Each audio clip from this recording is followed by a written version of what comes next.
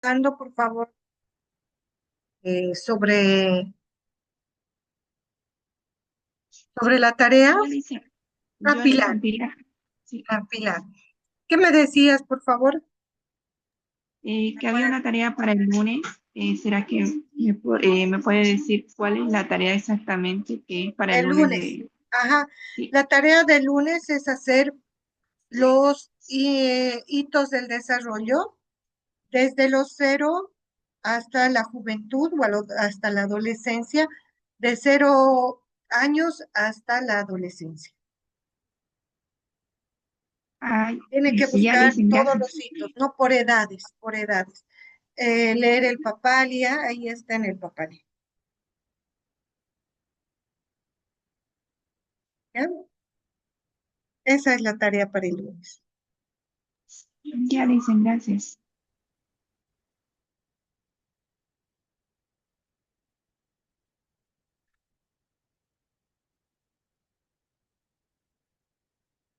Ya. Bueno, antes de empezar, continuando con la clase, les estaba explicando que vamos a hacer una tarea de todas las pruebas o test que hemos llevado durante la carrera, ¿verdad?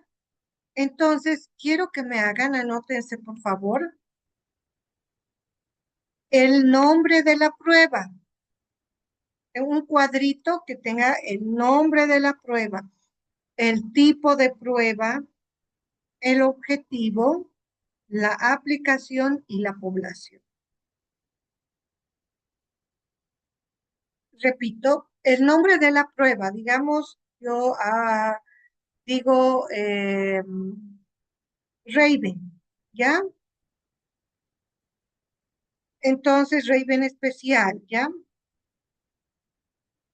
Al hablar ese es el nombre de la prueba que yo la conozco. ¿Qué tipo de prueba es? Entonces, ustedes buscan qué tipo de prueba es ese Raven. Solamente las pruebas que ustedes han hecho durante la carrera. ¿Qué pruebas han utilizado durante la carrera? Esas me las ponen, por favor, ¿ya? Entonces, el Raven, ¿qué tipo de prueba es?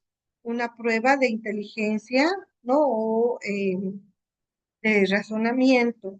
Entonces, yo pongo ahí inteligencia, razonamiento.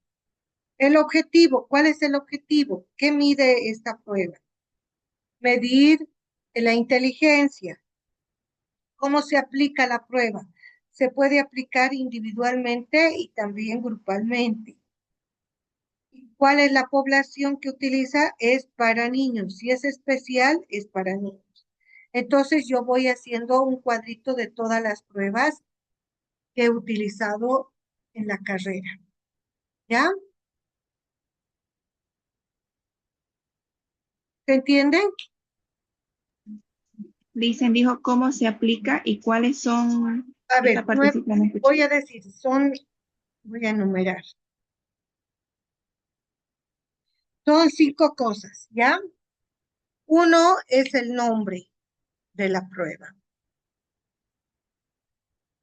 Dos, el tipo de prueba, si es proyectiva, si es una prueba cognitiva. Tres, ¿cuál es el objetivo de la prueba?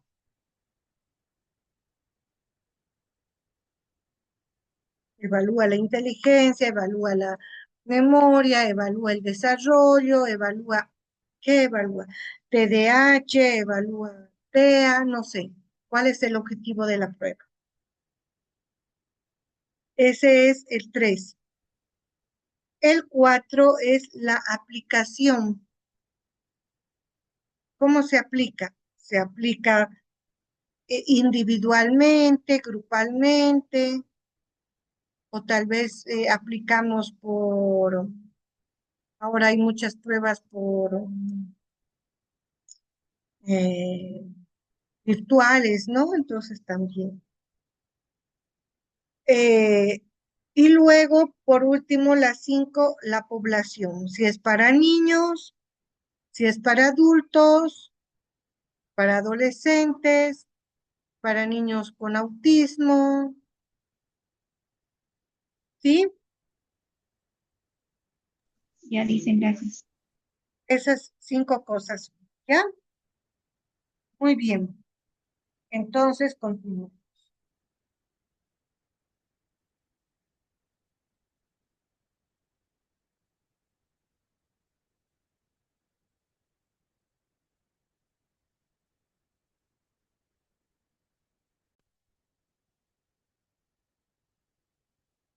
Vayan haciendo este trabajo. No les voy a dar todavía la fecha para que ustedes puedan hacer bien y busquen bien las pruebas, ¿ya? Vayan haciendo la próxima semana, yo les digo la fecha.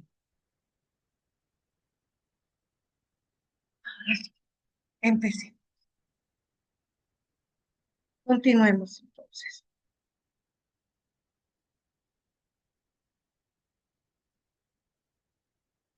Bueno, ahora vamos a hablar de Piaget, ¿no? Ya saben que Piaget es un epistemólogo, biólogo, que es el padre de la epistemología y la genética. Y su aporte es hablar sobre el estudio de la infancia, además de su teoría se basa en el constructivismo y el desarrollo de la inteligencia. Es uno de los que habla sobre la inteligencia del niño, ¿no? La posición en cómo una figura es más importante en el mundo de las patologías.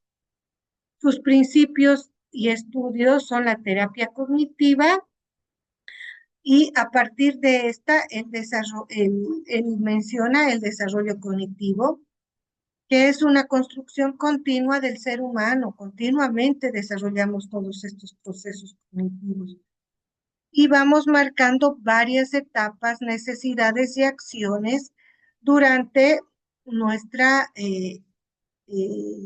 nuestro desarrollo de la vida. Entonces, él hace varias etapas del desarrollo donde menciona el tipo de habilidad intelectual que desarrolla el niño según las fases cognitivas en las que se encuentra. Entonces, vamos a pasar. Ay, no.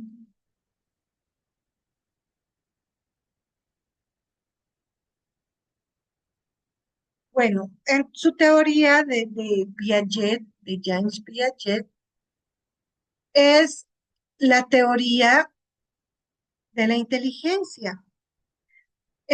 Está muy bien enfocada porque al entender de cómo se construye el conocimiento y la inteligencia del niño, se centra en su interacción con los objetos en, en el cual la realidad del ser humano es un ser social por naturaleza.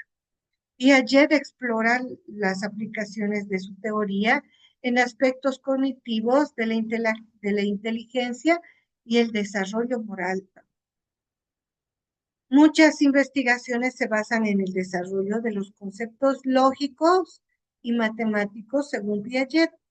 Su teoría ha sido aplicada extensamente en la práctica educativa y el diseño curricular sobre la educación básica. Muchas teorías o muchas escuelas constructivistas han utilizado estas etapas del desarrollo que planteó Jean Piaget, ¿no? En sus enseñanzas. Entonces, él habla, antes de hablar de la teoría, eh, de las etapas, perdón, del desarrollo del niño, él menciona sobre esta etapa de la inteligencia que se basa en 3 puntos importantes, que una es la adaptación, la asimilación y la acomodación. La adaptación es la tendencia al equilibrio entre el sí mismo y su medio, su proceso de intercambio entre las personas, el medio ambiente en el cual se va a desarrollar. Por otro lado, dice que la asimilación es la transformación de la realidad acuerdo a los esquemas mentales. Entonces, nosotros asimilamos cualquier objeto o situación en cuanto a nuestros esquemas que ya tenemos formados en el cerebro. Ante algo desconocido, buscamos experiencias anteriores. Como yo ya tengo un esquema en mi cabeza, cuando veo algo nuevo, voy relacionando con mis experiencias anteriores que hacen que pueda adquirir nuevos conocimientos a través de esto. Y la acomodación es la transformación de los propios esquemas que ya tengo en mi cerebro en función a las exigencias de la realidad del medio activo. Para Piaget, las investigaciones sobre la evolución de la inteligencia han afirmado la existencia de todas estas etapas del desarrollo en las cuales él ha dividido. Y no se puede adelantar una etapa del desarrollo si no termina o no madura esta etapa en la cual está presente. ¿Sí? Bueno, entonces para Piaget tenemos tres etapas que son muy importantes en el desarrollo. Piaget divide estas etapas por edades también, que son las más importantes, ¿no? La sensorio-motriz o motora, que es el aprendizaje acerca de objetos físicos. Las operaciones concretas, que es el desarrollo de habilidades verbales y la comprensión de fenómenos externos. Las operaciones formales, donde existe ya el desarrollo de las habilidades sistemáticas, lógicas del razonamiento. Bueno, entonces, estas etapas también, perdón, estas etapas las divide por edades. En la etapa sensoriomotriz de 0 a 2 años, donde predomina la coordinación de la información sensorial y las respuestas motoras. Es así que el niño, a través de todo el funcionamiento sensorial, sus sentidos y sus habilidades motrices, él conoce los objetos, va metiendo la información a su cerebro a través de este reconocimiento de lo que es la permanencia de objetos. En la etapa de preoperacional, que es de 2 a 7 años, presenta el desarrollo del pensamiento simbólico y en esta etapa también empieza lo que es el egocentrismo. En la etapa de operaciones concretas, que está dividida entre los 7 a 11 años, donde las operaciones mentales están aplicadas a eventos concretos y hay una clasificación jerárquica de esto. En la etapa de operaciones formales, las operaciones mentales aplicadas a ideas abstractas, pensamiento lógico y ordenado. Entonces, estas etapas eh, tienen un beneficio en los métodos de enseñanza que hasta el día de hoy se toma en cuenta en los colegios y su teoría se basa también en las reformas educativas. Su teoría es muy importante para el aprendizaje. Bueno, empecemos ahora con la etapa sensoriomotora que ya dijimos que es de 0 a 2 años. En esta etapa el niño tiene una interacción con el medio a través de los reflejos. Ya habíamos visto un poco también en la primera evaluación los reflejos que son innatos, ¿no? Los reflejos no se aprenden. Y estos reflejos aparecen en una cierta edad, pero también tienden a desaparecer en una cierta edad. Si un reflejo permanece, puede ser un signo de alguna alteración patológica. ¿Sí? Por eso es que cada reflejo tiene un principio y tiene su final. Entonces, en estos reflejos innatos que va modificando el perfeccionamiento por ensayo y error del niño, según detecta que sus acciones modifican el entorno y se despierta en una clara intención explorada, incluso es capaz de anticiparse a los hechos. En esta etapa es importante que el niño vaya madurando todas estas actividades en la cual el niño debe realizar la parte sensoriomotriz. ¿Qué pasa? Les hago la pregunta a todos, les lanzo la pregunta. ¿Qué pasa si un niño no gatea y pasa directamente a caminar sin gatear? ¿Qué pasa? ¿No pasa nada o pasa algo? ¿Quién me dice? No aprende a caer bien. Cuando caen no ponen los brazos y caen de cara.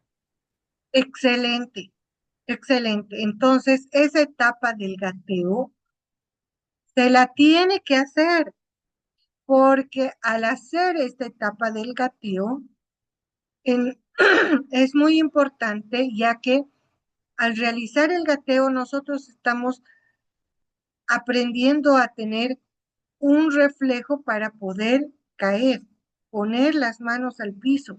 Ahí es donde aprendemos a poner las manos al piso para que no sea un golpe fuerte o nos demos en la cabeza. ¿Y quién me dice por qué cuando nos caemos siempre nos golpeamos primero la cabeza?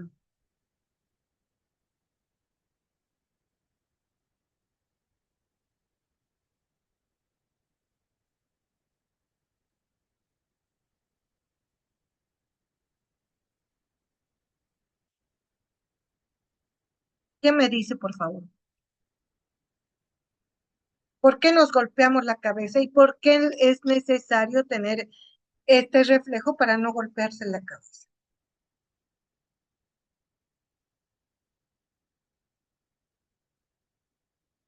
Anímense, no hay pregunta mal hecha, no hay respuesta mal hecha, todos estamos en este momento aprendiendo. ¿O alguien ha entrado a este módulo para criticar?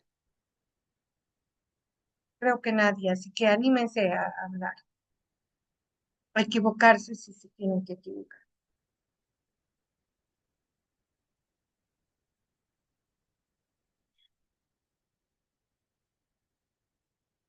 ¿Por qué nos golpeamos la cabeza cuando caemos? ¿Por qué siempre nuestra cabeza se golpea? ¿Por qué tenemos que poner estos reflejos para proteger nuestra cabeza?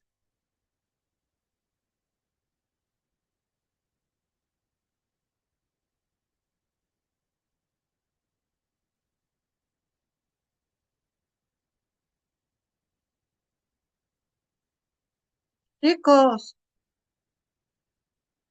¿nadie sabe?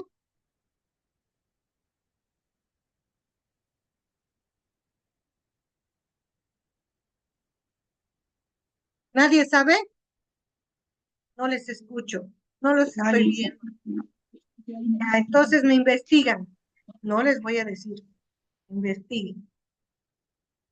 ¿Por qué siempre cuando caemos, caemos, nos golpeamos la cabeza? Me investigan, ¿ya? Bueno, Listen, ¿pero se refiere a la caída de adultos o a la caída de los bebés? desde los bebés hasta los adultos. No sé, en los bebés se me ocurre porque su cabeza es muy grande para su cuerpo cuando están creciendo y que es más pesada, por eso se golpea. Sí, puede ser. Sí, Ok. tienes la respuesta, es más pesada la cabeza, sí. Pero ¿por qué ¿No es más tienen pesada? equilibrio? ¿Por qué es más pesada nuestra cabeza? A cualquier edad, es a cualquier edad.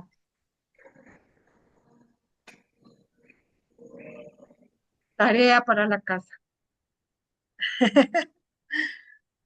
Porque si Es les digo como no, es como una protección natural que tiene el cuerpo a esa reacción, no sé, que se claro, está cayendo tal vez. el gatear y poner las manos y proteger nuestra cabeza, esa es una reacción de un reflejo natural que tenemos nosotros. Pero si no gateamos, no lo tenemos, eso sí. Pero yo quiero saber por qué cuando nos caemos nos golpeamos primero la cabeza. ¿Por qué nos golpeamos? Se cae el niño, su chinchón. Se cae un adulto, su cabeza, su carita. Nos caemos a cualquier edad. ¿Por qué nuestra cabeza se golpea primero? Ya les voy a dejar como tarea. Bueno, entonces, ay, no, no hemos terminado la otra etapa.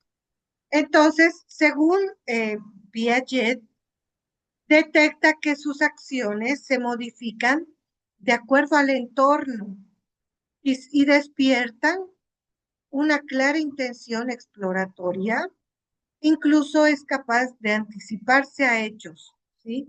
En esta etapa, el niño ya empieza con todo el conocimiento, primero a través de los reflejos, de meterse objetos a la boca, de agarrar los objetos, de tocarlos, de sentirlos, y por eso es que se anticipa también algunos hechos en en la etapa preoperatoria, que es de 2 a 7 años, en esta etapa los niños empiezan a gatear, o perdón, a ganar capacidad de ponerse en el lugar de los demás. Es por esta razón que son capaces de actuar y hacer juegos de roles.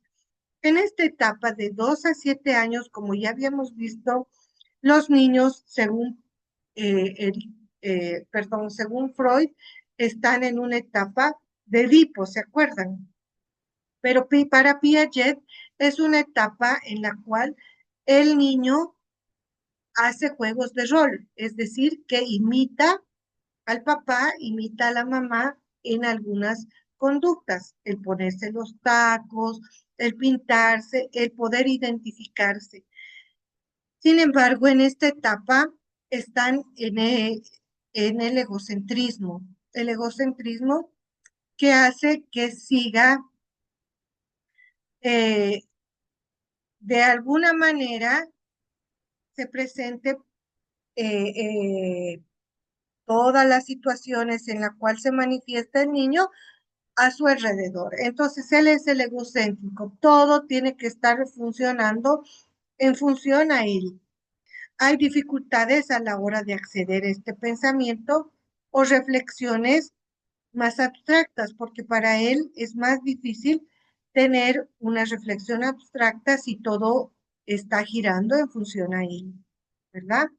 Los niños aún no pueden realizar operaciones mentales complejas tal como puede hacer un adulto. Entonces, por eso Piaget también habla de lo que se conoce como el pensamiento mágico y que surge de la asociación de simples a arbitrarias en sus actividades del niño, porque intenta entender cómo funciona el mundo y cómo funcionan las cosas. Entonces, los niños en esta etapa son los niños preguntones. Si ustedes tienen un niño de 5 a 6 años, 7, es la edad de la pregunta, ¿no? ¿Por qué el sol sale? ¿Por qué la luna aparece? ¿Por qué me persigue mi sombra? ¿Por qué la radio habla? ¿Por qué en la tele sale? ¿No? Entonces, todo preguntan y esperan una respuesta concreta, porque ellos no pueden todavía tener un pensamiento mágico o un pensamiento abstracto. Entonces necesitan respuestas concretas. Y muchas veces en esta etapa ya se empieza a ganar el padre la confianza del niño.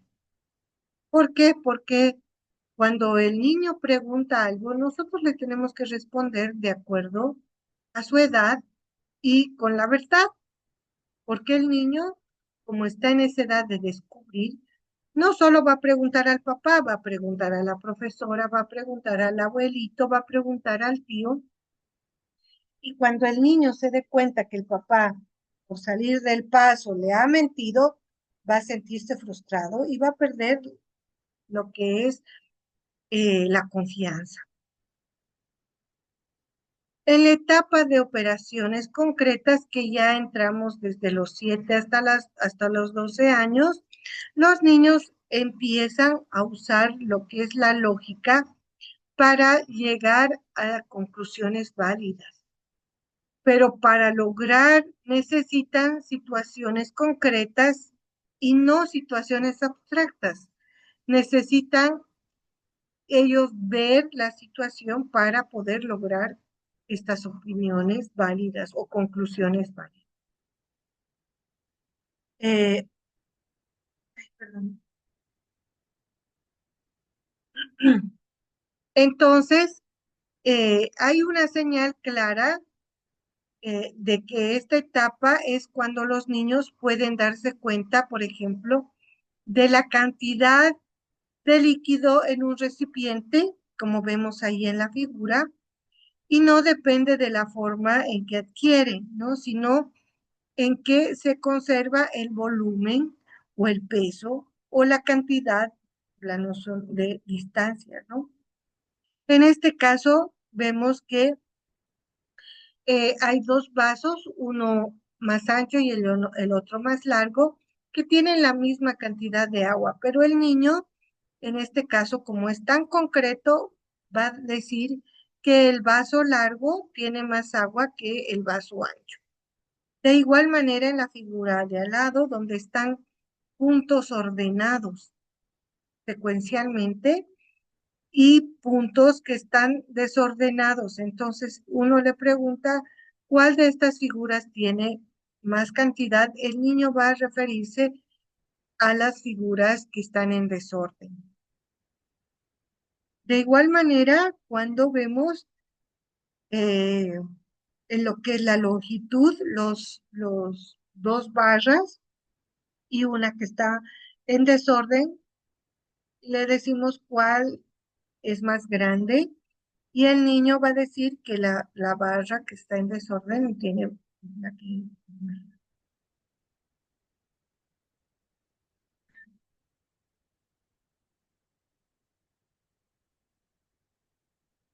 Bueno, posteriormente pasamos a la etapa de operaciones formales, que es de 12 a 16 años, y en esta ya empieza lo que es la adolescencia, cuando desarrollan una operación compleja, y es decir, de razonamiento hipotético deductivo. En esta etapa ya empezamos a razonar, a pensar, a identificar. Esto significa que el adolescente, ante un problema, realiza todas las premisas y valora diferentes hipótesis para su causalidad o su efecto. Entonces, para ellos, el manejo de causa-efecto es muy importante en esta etapa de operaciones o formales, perdón.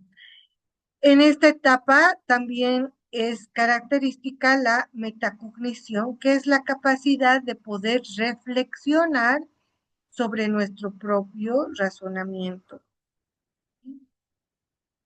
Y con esto les voy a mostrar un videíto también para que se entienda mejor esta cita. Ay, no.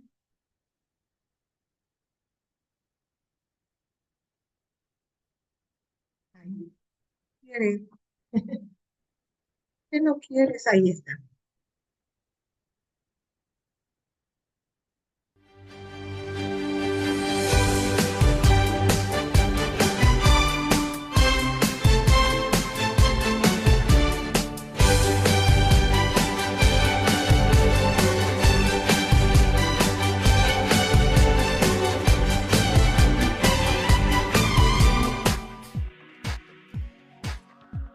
Jean William Fritz Piaget, conocido popularmente como Jean Piaget, fue un epistemólogo, psicólogo y biólogo suizo quien nació en 1896 y falleció en 1980, a la edad de 84 años.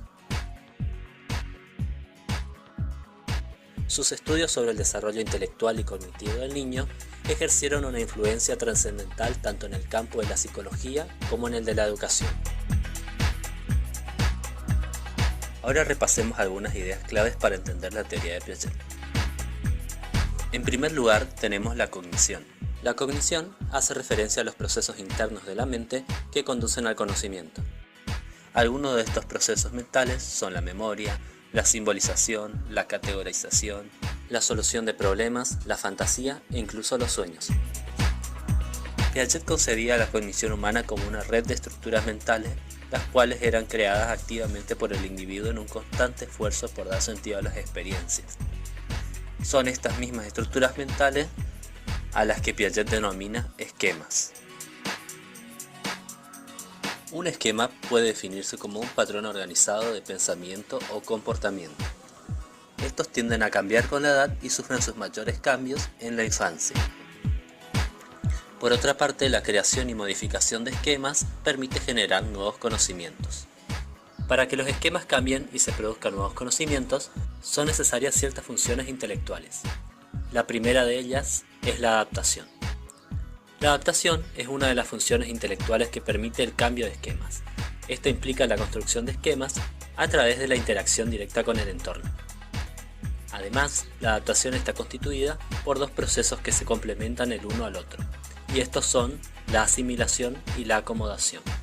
La asimilación es el proceso por el cual interpretamos el mundo externo en base a nuestros esquemas actuales.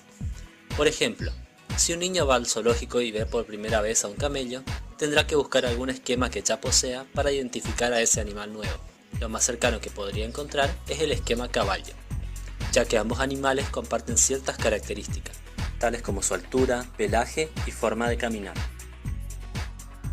Como consecuencia, el niño llamará al camello caballo, debido a que es lo más similar que pudo encontrar en sus esquemas.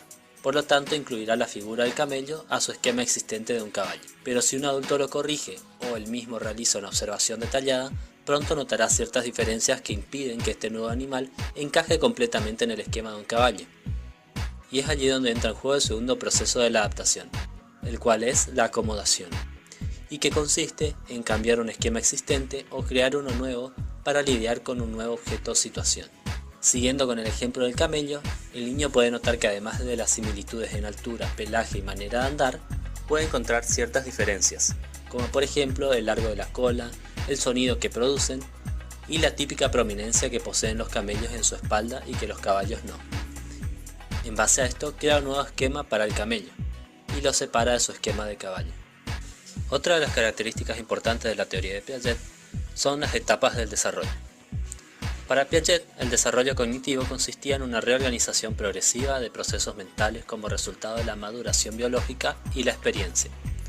Por esa razón, propuso una serie de etapas de desarrollo marcadas por cambios cualitativos. Estas etapas tienen además dos características importantes. La primera es que son invariables. Esto quiere decir que siempre ocurren en el mismo orden, ninguna puede ser omitida. La segunda es que son universales, ya que se presentan en los niños de cualquier parte del mundo. Sin embargo, hay que considerar que muchos factores, tanto hereditarios como ambientales, pueden afectar la velocidad con que cada niño supera cada etapa. La primera etapa que describe Piaget es la etapa sensorimotora, la cual abarca desde el nacimiento hasta aproximadamente los 2 años. Una de las características más sobresalientes de esta etapa es el egocentrismo, lo cual impide al niño distinguir entre su propia perspectiva y la perspectiva de otros. Otra característica importante es el uso de reacciones circulares, las cuales implican tropezar con una nueva experiencia provocada por la actividad motora del niño. Esta es circular, ya que el niño intenta reproducir una y otra vez el acontecimiento, permitiéndole crear y adaptar sus primeros esquemas. El mayor logro de esta etapa es la permanencia del objeto, que consiste básicamente en comprender que un objeto sigue existiendo aun cuando no esté a la vista. Para ello requiere la capacidad de formar una representación mental, es decir, un esquema del objeto. Debido a que la diferencia entre un recién nacido y un niño de 2 años es tan amplia, Piaget dividió esta etapa en 6 subetapas, las cuales veremos a continuación. La primera subetapa es la de los esquemas reflejos, la cual abarca desde el nacimiento hasta el primer mes. Durante este periodo, el recién nacido utiliza conductas reflejas para responder de manera indiscriminada a cualquier estímulo exterior, como por ejemplo, al tocar la mejilla del recién nacido, este responderá haciendo uso de su reflejo de succión, buscando alcanzar el dedo con la boca, o al entrar en contacto con la palma de su mano, este la cerrará haciendo uso de su reflejo de prensión. Otra característica de esta subetapa es el egocentrismo sensoriomotor, el cual implica no comprender que uno es un objeto en un mundo de objetos. La siguiente subetapa es la de las reacciones circulares primarias, la cual abarca desde el primer mes al cuarto mes de vida. Durante esta subetapa el niño empieza a realizar conductas voluntariamente para repetir acciones que le resulten placenteras.